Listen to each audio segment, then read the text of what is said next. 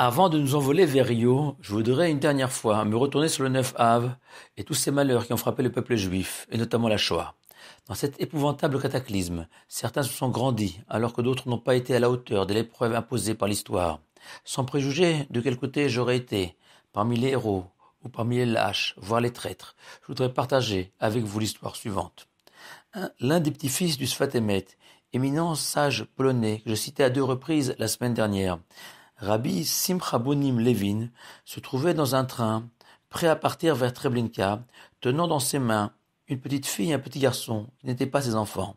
Ces chassidim ont réussi à corrompre et à convaincre les SS de le libérer. Ils se sont alors approchés du rabbi pour le faire descendre de ce wagon. Mais cet homme saint a accepté de quitter ce train à condition d'emmener avec lui ses 2 enfants. Les SS ont refusé. Et malgré leurs coups, malgré le sang, Rabbi Simcha Bunim n'est pas descendu et a accompagné de son plein gré ses 2 enfants jusqu'à la mort. Nous savons aussi que les nazis, et avant eux les Babyloniens, les Romains et tous nos ennemis, ne sont pas parvenus à éteindre l'idéal du peuple juif et ses valeurs éternelles incarnées par les tables de la loi. Et c'est la raison pour laquelle, dans notre paracha de Vaïtranan, systématiquement fixé après le 9 Av, nous lirons les 10 commandements. La Torah nous propose ainsi de tout recommencer et de rebâtir nos communautés que nos ennemis avaient imaginées rasées à jamais. Et au cœur de ces 10 commandements figure le Shabbat, pilier essentiel de la vie juive, que nous accueillons en récitant le Kiddush. Les fidèles pensent à tort que le Kiddush est une prière. Non.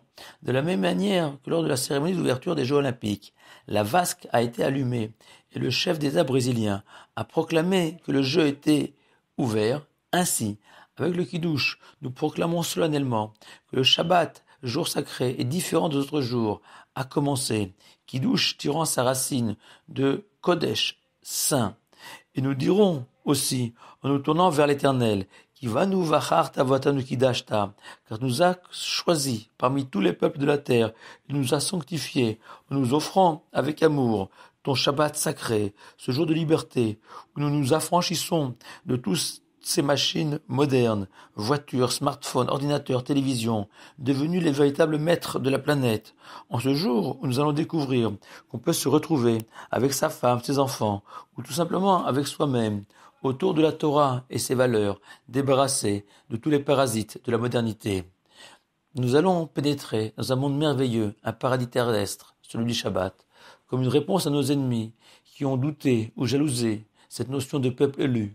Nous levons notre verre de Kiddush tous les vendredis soirs en ayant compris l'essence de ces paroles. Shabbat Shalom à vous tous.